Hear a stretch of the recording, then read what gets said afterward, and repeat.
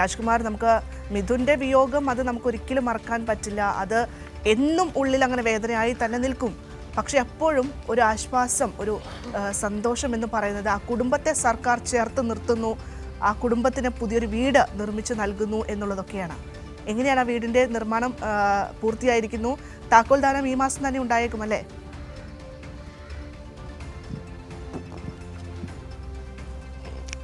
അതാണ് ഇപ്പോൾ എല്ലാവരും നമ്മുടെ പ്രേക്ഷകരൊന്നാകെ കാത്തിരിക്കുന്നത്.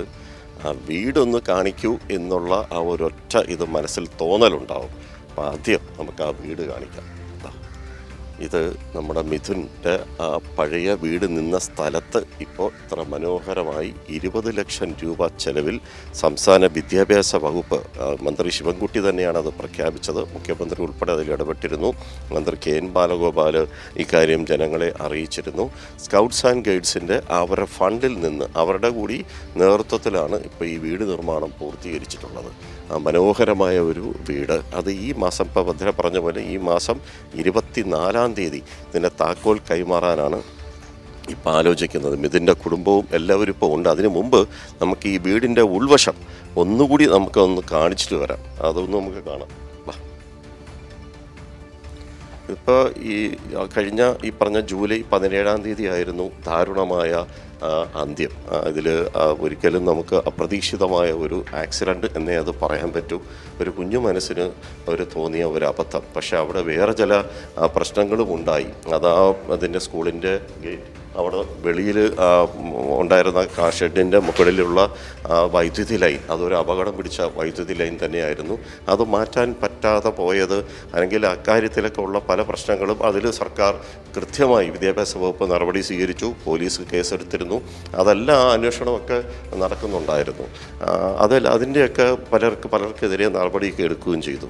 ഇപ്പോൾ അന്ന് തന്നെ ഇതിൻ്റെ ഈ കഴിഞ്ഞ ഓഗസ്റ്റ് മാസത്തിലാണ് ഇതിൻ്റെ തറക്കല്ലിട്ടത്.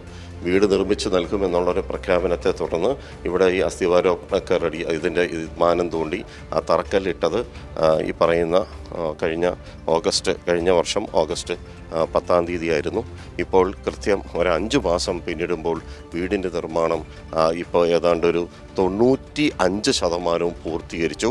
ഇനി ഒന്നുമില്ല, ഇതൊന്ന് വൃത്തിയാക്കി ചില സ്ഥലങ്ങളിൽ ഇച്ചിരി സ്ഥലങ്ങളിൽ പെയിൻറ്റിങ് മാത്രം ചെയ്യാൻ പറ്റുന്ന ഒരു സാഹചര്യത്തിലാണ്. സുജ, നമ്മുടെ മിഥുൻ്റെ അമ്മ എടുത്തു. സുജയ്, ഇപ്പോൾ നമുക്ക് മിഥുനെ നഷ്ടപ്പെട്ടു. ഗവൺമെൻറ് പക്ഷേ നിങ്ങളുടെ കുടുംബത്തെ ഒപ്പം നിൽക്കുകയും നിങ്ങൾക്ക് വേണ്ടുന്ന ഒരാശ്വാസം ഒക്കെ പകരുകയൊക്കെ ചെയ്തിട്ടുണ്ട്. പ്രഖ്യാപിച്ച വീടും ഇപ്പോൾ പൂർത്തീകരിക്കുകയാണ്. അത് അച്ഛൻ മനുവും ഉണ്ട്. എന്താ സുജയ്ക്ക് ജനങ്ങളോട് പറയാനുള്ളത്?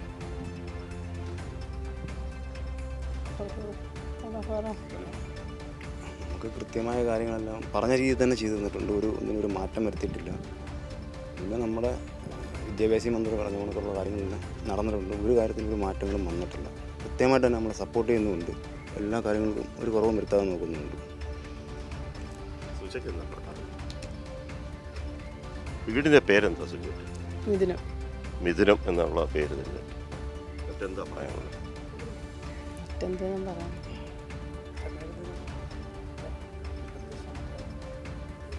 6 മാസത്തിനുള്ളിൽ വീട് വെച്ച് തരാമെന്ന് പറഞ്ഞു. അത് ചെയ്തിട്ടുണ്ട്. അത് പൂർത്തീകരിച്ചു. മോനെ, വീട് ഇഷ്ടപ്പെട്ടോ? ഇത് മിഥുൻ്റെ അനിയനാണ് കേട്ടോ. വീട് ഇഷ്ടപ്പെട്ടോ? ഇഷ്ടപ്പെട്ടു. ഇതിപ്പോൾ വാർഡ് മെമ്പർ, ഇത് കുറേയേറെ കാര്യങ്ങൾ ചെയ്യാനുണ്ടായിരുന്നല്ലോ. എന്തായിരുന്നു ഒരു അനുഭവം? നമ്മൾ ശരിക്കും നമുക്ക് നമ്മുടെ മനസ്സിനെയും നാടിനെയും എല്ലാം ഒന്നാകെ ദുഃഖത്തിലാക്കിയ സംഭവമായിരുന്നു. എന്നാൽ സംസ്ഥാന ഗവൺമെൻറ് വിദ്യാഭ്യാസ വകുപ്പും കൃത്യമായിട്ട് തന്നെ ഈ വിഷയത്തിൽ ഇടപെടുകയും മിഥുൻ്റെ ഏറ്റവും വലിയൊരു സ്വപ്നം തന്നെ ആയിരുന്നു ഒരു വീടെന്ന് പറഞ്ഞ സ്വപ്നം. അത് സാക്ഷാത്കരിക്കുവാൻ വിദ്യാഭ്യാസ വകുപ്പ് സ്കൗട്ട് ആൻഡ് ഗൈഡ്സ് എന്ന് പറഞ്ഞ് ഏൽപ്പിക്കുകയും വളരെ കൃത്യതയോടുകൂടി തന്നെ അത് ഈ 6 മാസം എന്ന് പറഞ്ഞത് 5 മാസം, നാളെ ആകുമ്പോൾ ഏകദേശം 5 മാസമാവുകയാണ്. തറക്കല്ലിടതിന് ശേഷം 5 മാസമാവുകയാണ്. ഈ വീടിൻ്റെ 95% പണികൾ പൂർത്തീകരിച്ചു. അപ്പോൾ അതിനകത്ത് അതിൻ്റെ ഏറ്റെടുത്ത ആ ഏജൻസിയും ബിൽഡേഴ്സൊന്നും അവരും പൂർണ്ണമായി ഇത് പൂർത്തീകരിക്കുവാൻ അതിനൊപ്പം നിന്നിട്ടുണ്ട്. അതുകൊണ്ടാണ് നമുക്ക് ഇത്ര സമയബന്ധിതമായി തന്നെ പൂർത്തീകരിക്കാൻ കഴിഞ്ഞത്. തീർച്ചയായിട്ടും അതിന് സംസ്ഥാന ഗവൺമെൻറ്റിനും വിദ്യാഭ്യാസ വകുപ്പിനും ബന്ധപ്പെട്ട എല്ലാവർക്കും അതിൻ്റെ നന്ദിയും കടപ്പാടുമുണ്ട്. മുൻ പഞ്ചായത്ത് പ്രസിഡന്റ്. അത് വളരെ ദുഃഖകരമായ ഒരു അന്തരീക്ഷമാണ് ഈ നാട്ടിലെ ജനങ്ങൾക്ക് മിഥുൻ്റെ വേർപാടോടുകൂടി ഉണ്ടായത്. പക്ഷേ ആപത്തുകൾ ഉണ്ടാകാവുന്ന ഒരു അന്തരീക്ഷം നമ്മുടെ നാട്ടിലൊക്കെ നിലനിൽക്കുമ്പോൾ ഇത്തരത്തിലുള്ള ആപത്തുകളിൽ പെടുന്ന ആളുകളെ എങ്ങനെ ഒരു ഭരണകൂടം ചേർത്ത് നിർത്തും എന്നതിൻ്റെ ഏറ്റവും നല്ല ഉദാഹരണമാണ് മിഥുൻ്റെ കുടുംബത്തോട് കേരള സർക്കാരും വിദ്യാഭ്യാസ വകുപ്പും ഇലക്ട്രിസിറ്റി ബോർഡും എല്ലാം ചെയ്തിട്ടുള്ള കാര്യങ്ങൾ എന്ന് നമുക്കറിയാം. ജൂലൈ 17-നായിരുന്നു നമുക്കേറെ നടുക്കമുണ്ടാക്കിയ ഈ സംഭവം ഉണ്ടായത്. അതിനുശേഷം യുദ്ധകാലാടിസ്ഥാനത്തിലുള്ള ഇടപെടലാണ് കേരളത്തിലെ എല്ലാ സ്കൂളുകളിലും ഇനി ഇങ്ങനെയൊരു മിഥുന്മാരെ ഉണ്ടാവാൻ പാടില്ല എന്ന തരത്തിലാണ് സർക്കാർ ഇടപെട്ടത്. അതിനെ തുടർന്ന് ആ കുടുംബത്തെ ചേർത്ത് നിർത്താനുള്ള വലിയ പരിശ്രമങ്ങൾ ഉണ്ടായിട്ടുണ്ട്.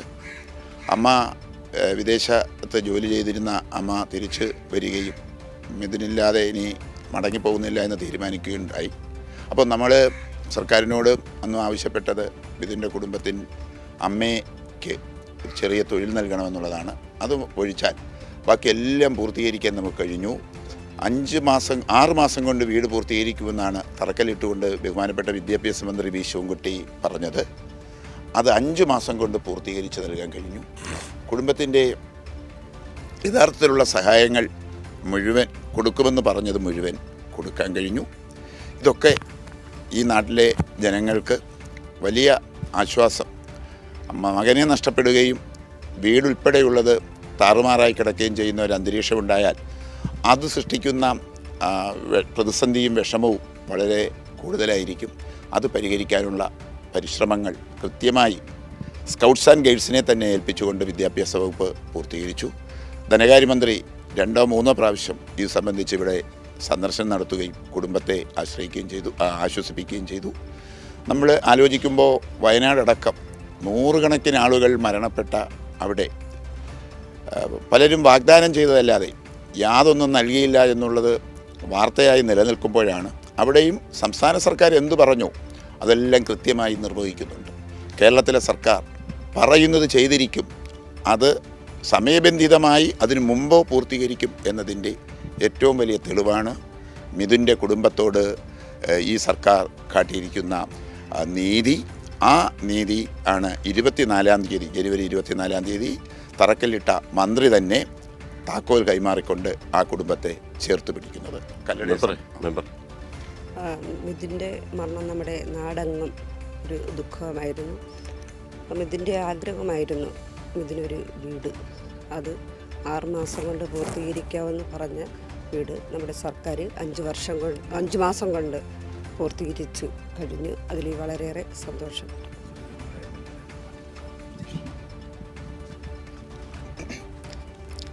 നമ്മുടെ LDF സർക്കാർ പറഞ്ഞ കാര്യം അതേ കണക്ക് ചെയ്തിട്ടുണ്ട്. 6 മാസം കൊണ്ട് വീട് പൂർത്തീകരിക്കുമെന്ന് പറഞ്ഞ് 5 മാസം കൊണ്ട് വീട് പൂർത്തീകരിച്ച്. ഇനി സുജയ്ക്കൊരു തൊഴിൽ, അതും വാഗ്ദാനത്തിലുള്ളതാണ്, അത് നടപ്പിലാക്കണം എന്നുള്ളതാണ് എൻ്റെ ആഗ്രഹം. സർക്കാർ നൽകിയ വാഗ്ദാനം 6 മാസം കൊണ്ട് പൂർത്തീകരിക്കുന്നതായിരുന്നു. അത് 5 മാസം കൊണ്ട് പൂർത്തീകരിച്ചത് സർക്കാരിന് എല്ലാവിധ നന്ദിയും. ഭദ്ര,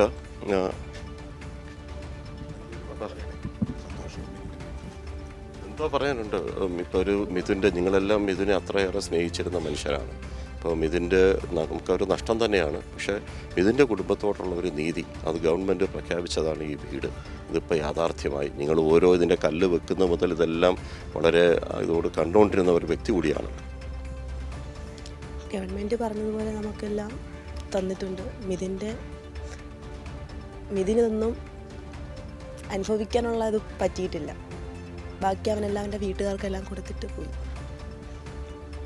അവനൊരു സ്വപ്നമായിരുന്നു വീടെന്നല്ല, അവൻ്റെ ചിത്രമൊക്കെ ഉണ്ടായിരുന്നല്ലോ. സ്വപ്നമായിരുന്നു വീട്. അവൻ ഭിത്തിയിലൊക്കെ ചിത്രം വരച്ച് വെച്ചിരുന്നല്ലോ വീടും അല്ലേ? ഭദ്ര, ഇനി നമ്മുടെ മിഥുൻ ഇപ്പോൾ മിഥുൻ്റെ ഇവിടെ ഒരു ഇതുണ്ട്, അവൻ അന്തി ഉറങ്ങുന്ന സ്ഥലം കൂടി നമുക്കൊന്ന് കാണാം. അതുകൂടി ഇല്ലെങ്കിൽ പിന്നെ ഈ വീട് കൊണ്ട് യാതൊരു അർത്ഥമില്ല. ഈ മിഥുനം എന്ന് പറയുന്ന ഈ വീട് അവൻ്റെ കൂടി സ്വപ്നമായിരുന്നു. അവന് ഈ ഭിത്തിയിൽ, അന്നത്തെ ആ ഭിത്തിയിൽ നമ്മളത് വാർത്തയാക്കിയിരുന്നതാണ്, ചിത്രങ്ങൾ കോറിയിട്ടിരുന്നു അവനെ കൊണ്ടാവുന്ന വിധത്തിൽ. അതിലൊരു കുഞ്ഞു വീടും അവൻ്റെ അനിയൻ, അച്ഛൻ, അമ്മ, ആ ചിത്രങ്ങളൊക്കെ അവർ ഇങ്ങനെ സാധാരണ സ്കെച്ച് പോലെ വരച്ച് അവനത് സൂക്ഷിച്ചിരുന്നു. അതൊക്കെ നമുക്കേറെ നൊമ്പരപ്പെടുത്തുന്നതായിരുന്നു. അവൻ്റെ ബുക്കുകളിലും മറ്റും ധാരാളം ചിത്രങ്ങൾ വരച്ചിരുന്നു. ഇതാണ് മിഥുനിപ്പോൾ ഇവിടെയാണ് ഉള്ളത്. അവനതെല്ലാം ചിലപ്പോൾ ഒരുപക്ഷെ നേരത്തെ ഇപ്പോൾ അവരുടെ ബന്ധു പറഞ്ഞതുപോലെ ഇതൊന്നും കാണാൻ അവന് എല്ലാം കൊടുത്തിട്ട്, വീട്ടുകാർക്ക് കൊടുത്തിട്ട് അവൻ പോയിരിക്കുന്നു എന്ന് പറയുന്ന ആ വാചകം നമ്മൾ ശരിക്കും ഹൃദയസ്പൃക്കാണ്. നമുക്കൊരുപാട് അത് നമ്മളെ പലതും ഓർമ്മപ്പെടുത്തുന്നത് കൂടിയാണ്. ഭദ്ര.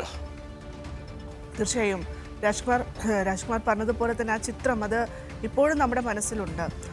മിഥുൻ ആ കുട്ടി വരച്ച ചിത്രമൊക്കെ അന്ന് രാജ്കുമാർ തന്നെ റിപ്പോർട്ട് ചെയ്യുന്ന സമയത്ത് നമ്മൾ ആ ദൃശ്യങ്ങളൊക്കെ കണ്ടതാണ്. എന്തായാലും വലിയ രീതിയിലുള്ള സ്വപ്നങ്ങളൊക്കെ മനസ്സിലുണ്ടായിരുന്ന മിടുക്കനായിട്ടുള്ള ഒരു കുട്ടിയായിരുന്നു മിഥുൻ.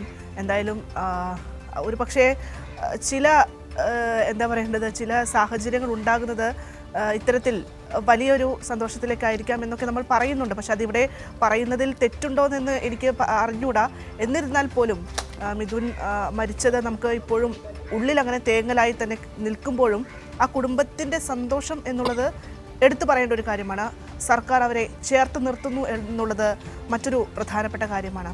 ആ അനിയന് പക്ഷേ ഇതിനെപ്പറ്റിയൊന്നും അറിയില്ല. ഈ പുതിയ വീട് ലഭിക്കുന്നതിൻ്റെ സന്തോഷമാകണം ആ കുട്ടിയുടെ മുഖത്തൊക്കെ നമുക്ക് കാണാൻ സാധിക്കുന്നുണ്ട്. അമ്മയ്ക്കൊന്നും പറയാൻ വാക്കുകൾ പോലും കിട്ടുന്നില്ല രാജ്കുമാർ. കാരണം മകൻ നഷ്ടപ്പെട്ട ആ ഒരു വേദന അതെന്തായാലും ഒരിക്കലും തിരിച്ചു കിട്ടാത്തൊരു വേദന തന്നെയാണ്. തിരിച്ചു കിട്ടാത്ത ഒരു കാര്യം തന്നെയാണ് മിഥുൻ എന്നുള്ളത്. ആ ഒരു വേദന അവരുടെ മുഖത്ത് നമുക്ക് വായിച്ചെടുക്കാനും കഴിയുന്നുണ്ട്.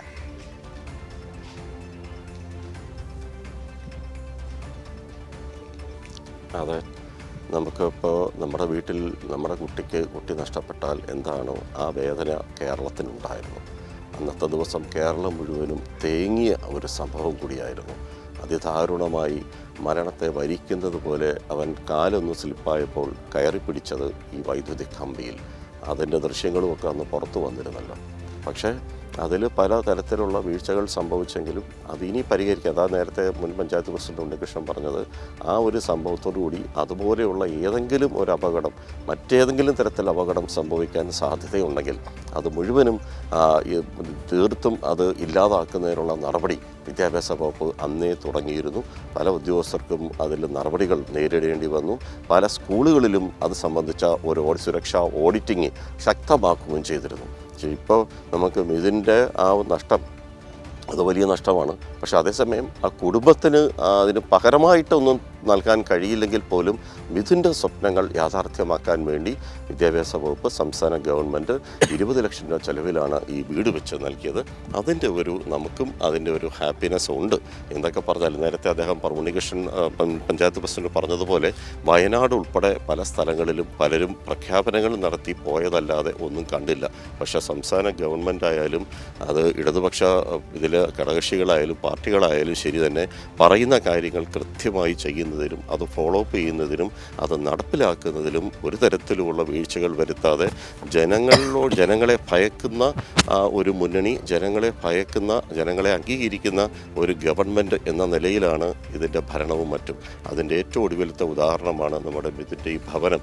ഇപ്പോൾ അത് മിഥുനം എന്ന് പറയുന്ന വീട് പൂർത്തീകരിച്ചതും ഇനി താമസിയാതെ അത് 24-ാം തീയതി ഈ വീടിൻ്റെ താക്കോൽ കൈമാറും. അതിൻ്റെ ചടങ്ങുകളും മറ്റു കാര്യങ്ങളും സംബന്ധിച്ച് ഇനി സ്വാഗത സംഘ രൂപീകരണം ഉൾപ്പെടെ ഇനി വരാനുണ്ട്. അത് നടക്കും താമസിയാതെ.